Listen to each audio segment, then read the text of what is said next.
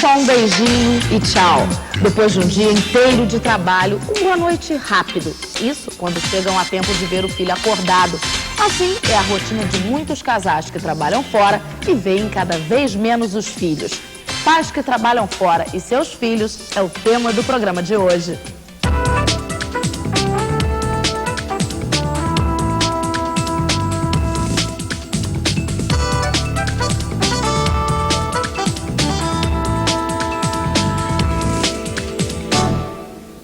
Na Idade Média, as crianças eram tratadas como homens e mulheres de tamanho reduzido.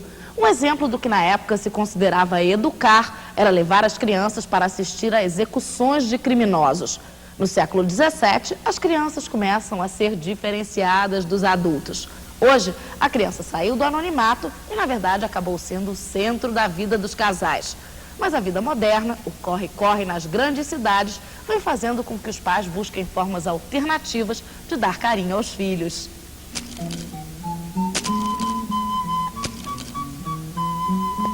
Ela tem 9 meses. Como toda criança, gosta de colo, de brincar, está aprendendo a dar os primeiros passos e está na fase das descobertas e quer atenção. Para quem ainda não reconheceu, esta gatinha cheia de energia é a Giovana, filha da ex-paquita, a atriz Andréia Faria. Como é que você faz para conciliar essa sua carreira de atriz, porque geralmente uma gravação dura horas, né? E o papel de mãe de um bebê que ainda tem 9 meses e que quase sempre exige uma dedicação meio que integral, né? É verdade, a gente tem que conciliar, não tem jeito. E eu, principalmente, eu que nesse primeiro aninho da Giovana, eu quero viver todos os momentos com ela, eu não gostaria, assim, de uma pessoa estranha cuidando dela. Então, realmente, quando eu tenho gravação, recruto a avó, tem que ser, né? Quem tem a avó, a mãe, eu acho que é a primeira pessoa que eu lembro, minha mãe para vir ajudar. Às vezes vem a minha sogra, a avó Sônia, mora em Belo Horizonte, às vezes ela vem para cá. Então, quer dizer, é assim, a gente está aqui dando entrevista, ela está ali, olha lá, querendo vir para cá. E minha mãe está segurando. Enfim, a gente acha que tem que... a melhor coisa é poder contar com a avó. E no meio da entrevista, olha só o que a Giovana faz. Ela reclama que era a atenção da mãe. Ela é muito grudada em você, né? Porque ela, um minutinho que você ficou longe, ela já correu, né? E isso é bom, porque eu acho que é a mãe, né? Ela tem que saber quem é a mãe. Então, essa coisa de realmente estar junto quando a gente chega, é uma felicidade. Só o sorriso dela paga tudo, né? Agora, tem um sentimento de culpa na hora que você vai para trabalhar e tem que deixá-la em casa? Olha, essa semana eu tive que ir para São Paulo e dormir lá. Primeira noite que eu dormi sem Giovana. Olha, eu saí com o olho cheio de água, me controlando, o Conrado falando, não fica assim, porque eu passei um mês fora. Chorei já o tanto, mas é uma noite só, se controla. Mas dá uma dorzinha.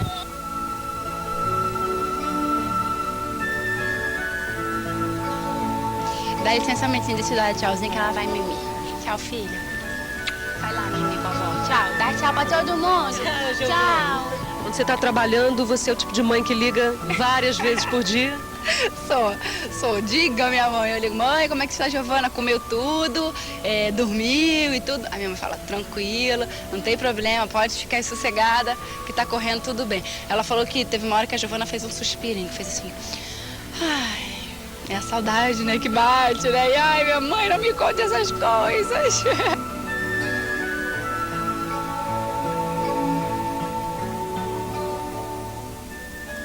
E para falar sobre pais e filhos, nós convidamos a mestra em educação Tânia Zaguri e também o pediatra Cláudio Oineff. Professora Tânia, é possível para os pais hoje em dia, eles ficam na rua até 12 horas sem ver os filhos. É possível ser pai, ser mãe assim, sem sentir culpa pelo menos uma vezinha? Olha, possível mas é difícil, né? Extremamente difícil, inclusive porque foi na nossa geração que as mulheres começaram a sair com mais força do mercado de trabalho. Então nós somos uma geração de transição. Antes a mulher não trabalhava fora, cerca de 30, 40 anos atrás, e hoje nós já temos no mercado de trabalho mais de 50% de mulheres, sendo que 28% delas é arrimo de família, ou seja, não trabalha porque quer ou porque gosta apenas. é uma profissão, mas também é o sustento da família muitas vezes. De qualquer forma, o que ocorre é que com essa mudança, a sociedade, por um lado, exige da mulher isso, mas por outro lado ainda não há uma infraestrutura para que a mulher possa se sentir totalmente segura em relação a esse fato, né? Então, por isso, hoje em dia a gente observa com muita frequência as mulheres se sentindo culpadas, muito mais do que os homens, porque os homens historicamente sempre saíram para trabalhar, né? Agora, o que eu acho importante a gente analisar é que, mesmo culpados, a gente tem como minimizar essa culpa, né? A primeira coisa importante que eu acho que a gente tem que pensar é que esse trabalho redunda também em benefício para os nossos próprios filhos, né? Então, isso deve fazer, quer dizer, todo pai, toda mãe deve fazer uma análise para poder, digamos assim, se sentir menos culpados. É a primeira coisa que tem que se fazer em relação a esse assunto. Em segundo, é tentar minimizar a ausência. Ou seja, voltando para casa, você tem que assumir a tua função de pai e de mãe. Doutor Cláudio, as crianças criadas por babás ou em creches, elas têm características, comportamentos diferentes das crianças que são criadas pelas mães, pelos pais? Inegavelmente, o carinho materno na criação dos filhos suplanta tudo.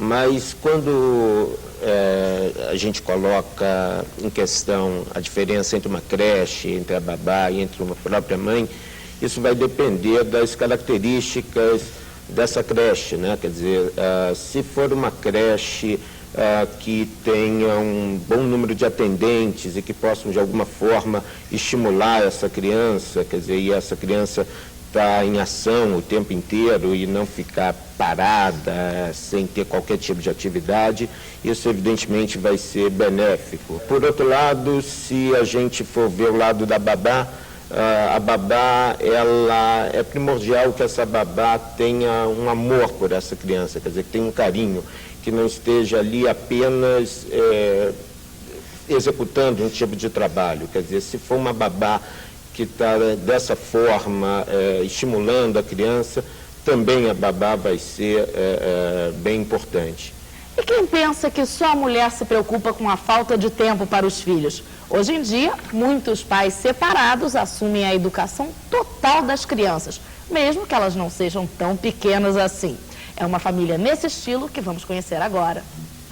Gustavo, 12 anos, é o caçula. Tem uma agenda cheia de atividades. Além das aulas na escola, está aprendendo a tocar guitarra.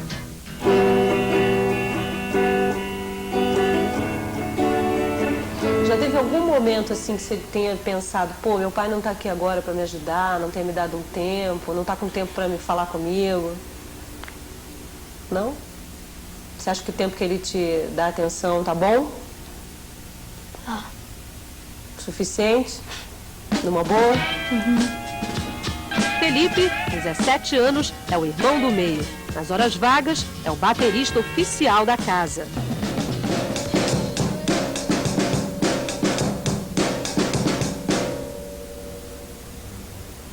O que você costuma fazer junto com seu pai? Eu saio para almoçar fora, jantar fora normalmente. Eu fui em festa com ele, sair para lugar assim.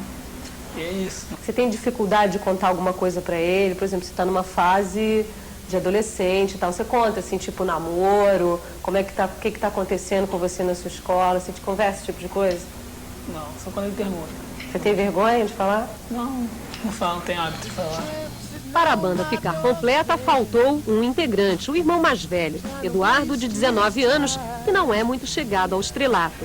O líder do grupo é o cineasta Luiz Leitão.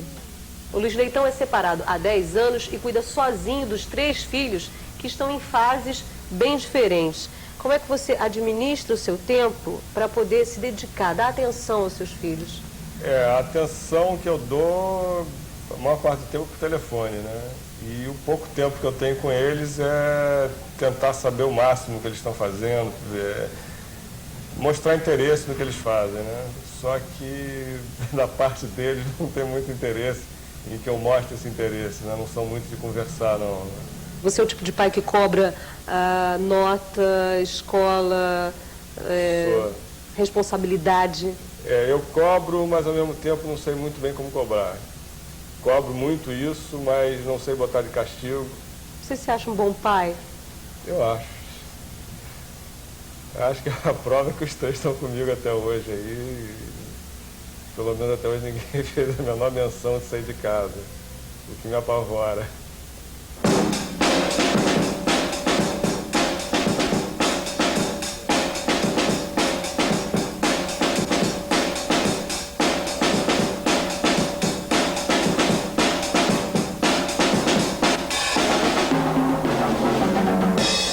No caso da separação dos pais, existe isso? A mãe é mais importante, o pai é mais importante? Não existe mais isso?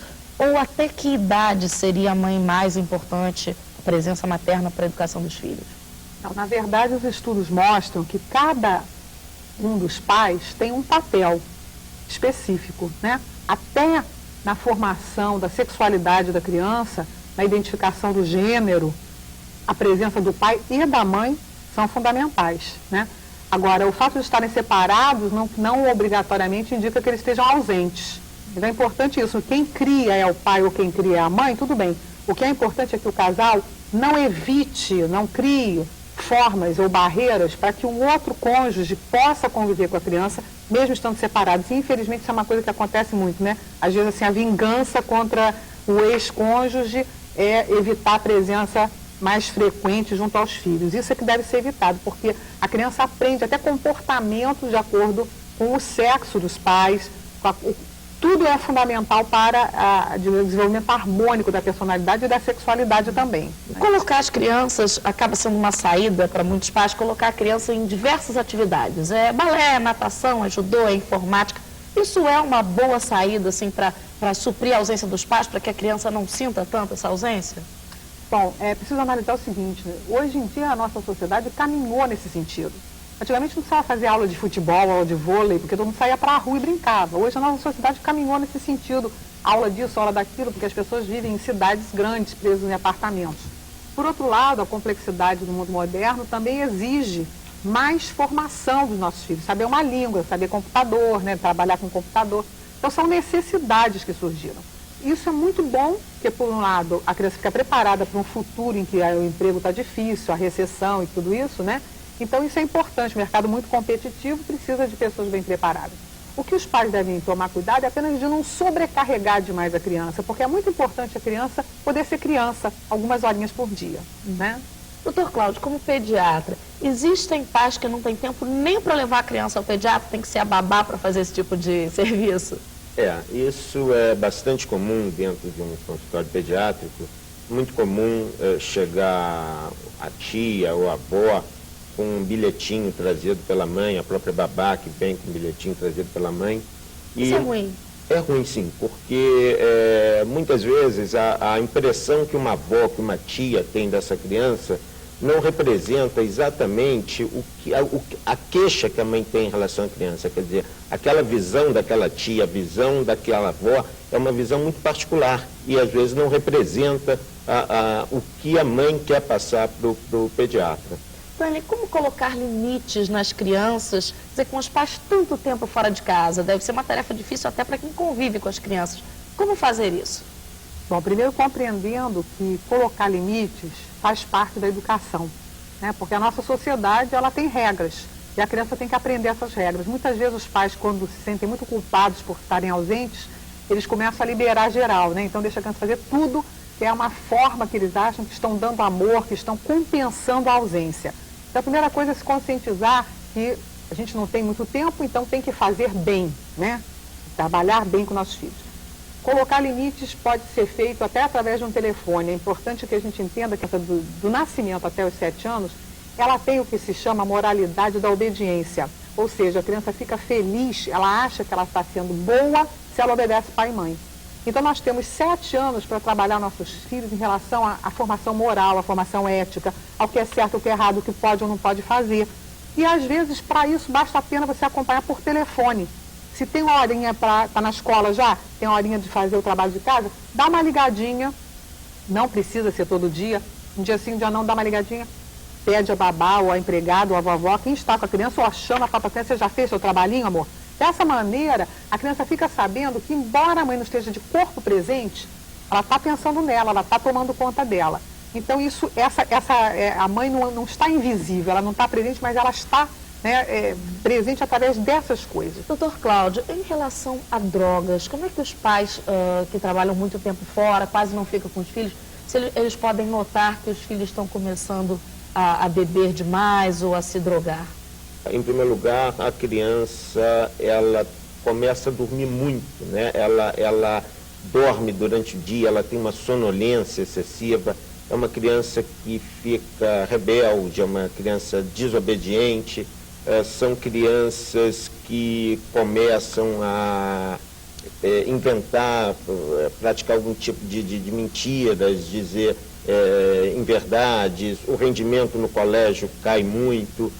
São crianças que, às vezes, até pela necessidade de comprar a droga, ela comete pequenos furtos no lar mesmo para vender o objeto e, assim, ter dinheiro para comprar a droga. E é muito importante também que, se os pais tiverem condição de conhecer as amizades do filho, quer dizer, é muito visível dentro de um grupo de crianças, sempre a ovelha negra, ela se destaca muito, muito bem, e dessa forma pode chamar a atenção dos pais para isso. E nós agradecemos a presença do Dr. Cláudio Oineff e continuamos com a professora Tânia Zaguia. E no próximo bloco você vai ver uma mulher que optou pela maternidade em tempo integral. A gente volta daqui a pouquinho.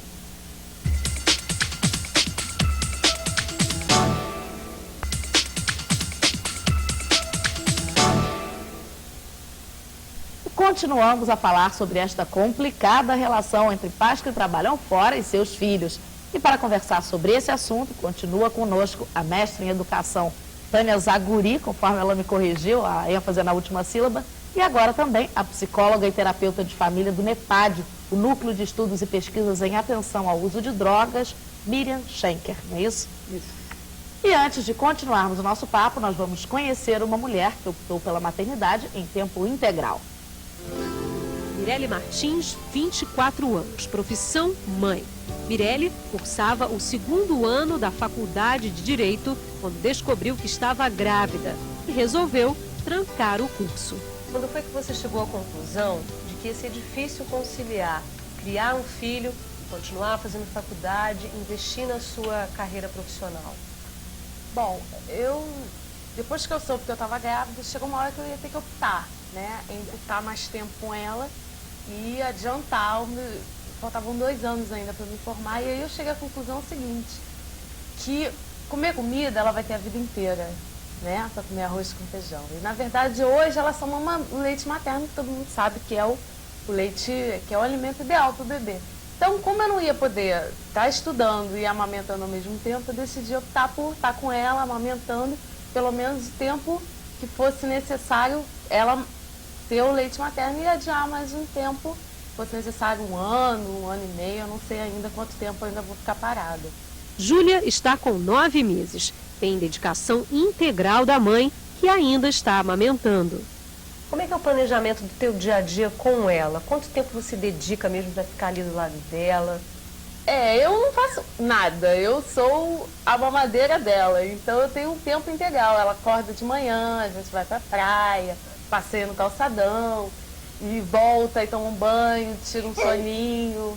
De tarde ela sempre dorme um pouquinho, aí é o tempo que eu tenho para fazer as coisas, arrumar armário, ficar...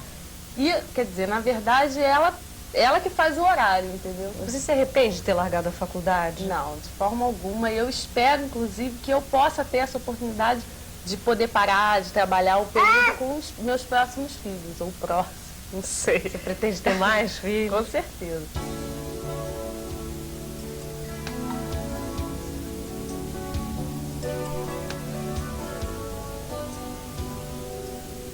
Professora Tânia, enrolar a criança dizendo que volta já, a mamãe volta daqui a 1 minutinho, é melhor do que dizer que vai voltar só no final do dia, ou é pior?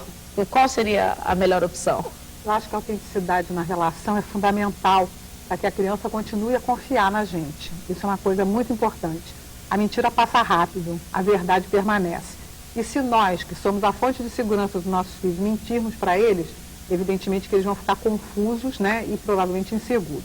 Então, eu acho que a gente tem que ter segurança. A gente não está saindo para passear e para abandoná-los, a gente está saindo para trabalhar. Então a gente deve dizer isso com toda a naturalidade. Mamãe vai trabalhar, mas eu volto de noite e a gente vai brincar, a gente vai conversar, vou ver teu trabalhinho, dá um beijão, faz muito carinho e vai tranquilo, porque a criança suporta muito mais coisas do que pode parecer, né? Até porque ela pode ficar ansiosa, né? Se você ficar prometendo, volto já, volto Claro, já. com certeza. Aí ela vai ficar esperando e não acaba nunca o dia, né? E como é que a ausência dos pais pode talvez prejudicar a criança ao longo dos anos? Como é que pode ser sentida essa ausência com o passar do tempo? Eu fico pensando como será que os pais tentam compensar essa ausência, né? Como será que eles lidam com, eventualmente, a culpa que sentem por estarem ausentes. Até eu tinha falado no outro bloco algo como deixar que as crianças façam o que quiserem, quer dizer, ter não educar, né, mas deixar que elas façam de forma que fiquem sem limites.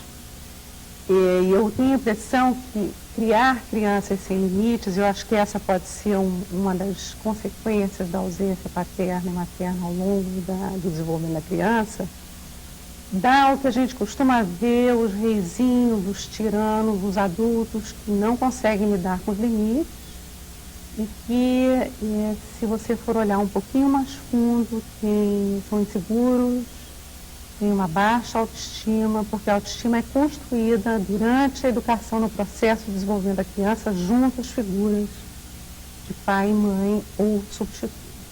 Existe uma maneira, a gente estava falando em relação aos telefones, né? Quer dizer, a pessoa ligar os telefonemas. Essa é a melhor forma de se criar uma rotina para a criança obedecer em casa? Bom, esse é uma das possibilidades que os pais têm de fazer algum tipo de controle, mas não é o único. Eu acho que a melhor maneira é a gente fazer acordos com a criança, né? A criança, desde pequena, entender que ela tem direitos, mas ela tem deveres também. Então, se nós pais temos o dever de propiciar educação, alimentação, né? A criança, por sua vez, que vai receber isso, ela tem o dever de estudar, por exemplo, né? Já que a Miriam é do NEPAD, que é um núcleo de estudos que pesquisa o uso de drogas, existe alguma correlação entre pais ausentes e filhos que usem mais drogas? Enfim, existe algum estudo nesse sentido?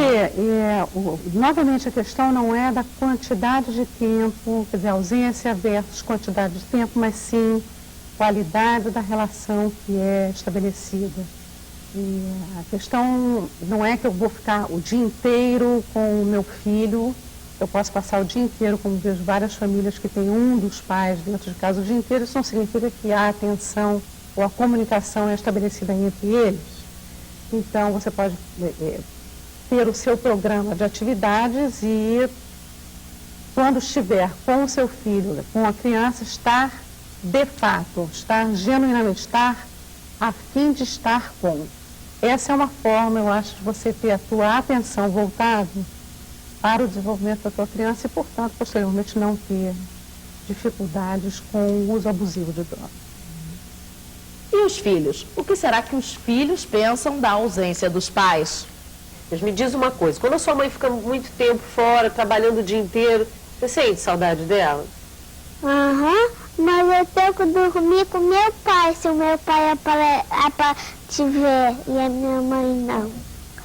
Você se sente mais livre porque seus pais ficam o dia inteiro fora? Não, eu tenho saudade dele, às vezes dá vontade de ficar junto deles. Você acha que você tem mais liberdade quando eles estão viajando? Tenho, bastante. Gosta disso ou não? Não gosto. Sua mãe voltou a trabalhar tem 1 ano, né? Como é que você reagiu a isso? Você achou natural? Não. Eu sempre tive minha mãe do meu lado, sempre. Ela me levava, me buscava, ela estava aqui em casa comigo. Agora, de repente, assim, ela sai para trabalhar, não... Tô me acostumando já, mas, antes, no começo foi bem... Eu ligava para ela toda hora. Você costuma sair com seus pais? Sempre que eu posso. Esse sempre que pode é de quanto em quanto tempo? Isso me pegou. Meu pai não tem saído muito comigo, porque ele tem trabalhado muito, sabe? E inclusive, no final de semana passada, ele trabalhou sábado e domingo. Final de semana retrasada, ele trabalhou sábado e domingo. E com a minha mãe eu não tenho saído muito, porque ela está trabalhando demais e tal também. Mas, pelo menos assim, uma vez por mês a gente procura, né, dar uma atenção para eles, porque eles precisam de atenção também, né? Tânia, errar na educação dos filhos com muito ou pouco tempo disponível é inevitável, independente do tempo? Independente do tempo, acho que como tudo na vida, a gente acerta muito e erra muito também. O importante é a gente ter uma autoavaliação, ter uma postura crítica e procurar corrigir o que a gente vê que fez errado, né? Eu acho que sempre tem tempo para reparar os erros. Miriam, em relação aos pais separados, ou mesmo os pais que não são separados, mas que só têm um contato maior com os filhos durante o fim de semana, ou naquele almoço de domingo, esse tipo de contato é suficiente? Bom, me dá um pouco a ideia daquele pai apressado, estou morrendo de pressa, tenho que sair já, um pai que está eventualmente por obrigação, talvez. É porque mas talvez no caso do pai separado... Isso não, mas isso não significa que vá só para um almoço. Quer dizer, a questão, a menos que seja algo planejado para, mas se a intenção for estar com a criança ou o jovem mesmo separado no almoço, tudo bem, mas cuidado para não ser algo do tipo, eu estou indo por obrigação, porque eu não gostaria nem de estar aqui. Existe alguma medida específica, quer dizer, para evitar problemas causados pela ausência dos pais? Existem algumas medidas, sim, que os pais podem tomar. Primeiro, é se colocarem disponíveis para os filhos.